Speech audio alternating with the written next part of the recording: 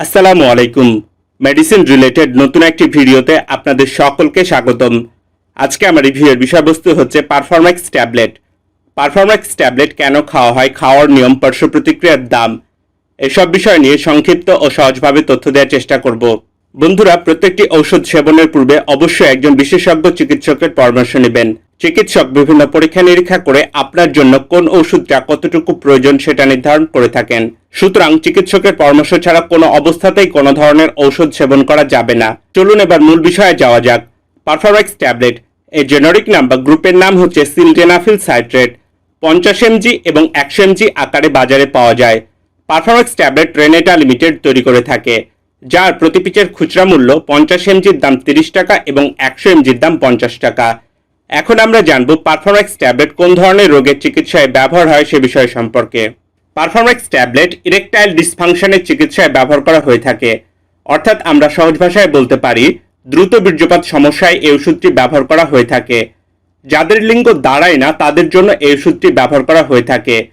যাদের যৌন মিলনের আগ্রহ হারিয়ে ফেলেছে এমন রোগীদের ক্ষেত্রে এই ওষুধটি ব্যবহার করা হয়ে থাকে।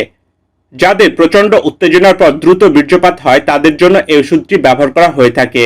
বীর্যপাতের ক্ষেত্রে শক্তি হ্রাস পেয়েছে বা কমেছে এমন রোগীদের ক্ষেত্রে এই ওষুধটি ব্যবহার করা হয়ে থাকে। বন্ধুরা, আমার ভিডিও দেখে আপনারা কখনো ওষুধ সেবন করবেন না।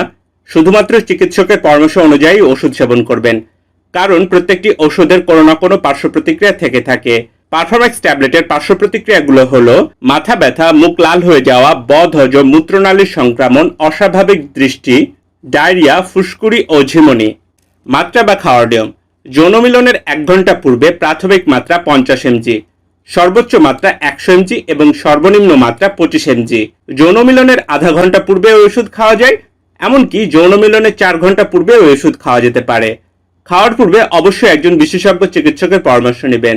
মহিলাদের জন্য এই ওষুধটি প্রযোজ্য নয়। বন্ধুরা, বিস্তারিত তথ্য পেতে ডেসক্রিপশন বক্সে মেডিসিন রিলেটেড ওয়েবসাইটের লিঙ্ক দেওয়া আছে, দেখার অনুরোধ রইল।